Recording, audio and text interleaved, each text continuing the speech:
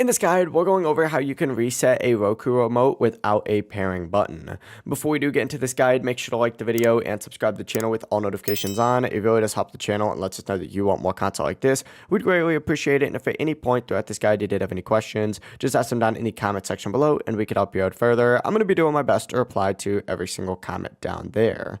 If your Roku remote does not have a microphone or a power button at the top, it's likely an infrared remote, and with these remotes, there's not a traditional pairing process. Instead, what you're going to want to do is make sure that there's no obstructions between the front of the remote and your Roku device or TV. Also, try replacing the batteries to rule out any power issues. Another thing that you could try is a power cycle. So unplug your Roku device from power for about 30 to 60 seconds and then plug it back in and test that remote again. This often will fix those connection issues. But if your remote does have a microphone near the power button, you can actually pair it manually. So begin by removing any battery tab if there is one, and just press and hold down on the home button and back button together for about 5 seconds, and then wait for the green light to blink and look for the pairing message on your screen. If pairing doesn't work right away, try repeating the steps a few times. And if you're still having issues, just make sure you're using fresh batteries and try power cycling that Roku device again if needed by shutting it off from power for about 30 to 60 seconds. But yeah, that is how you could reset and pair a Roku remote without a pairing button. If this guide did help you out, make sure to like the video and subscribe to the channel with all notifications on. It really does help the channel. It lets us know that you want more content like this.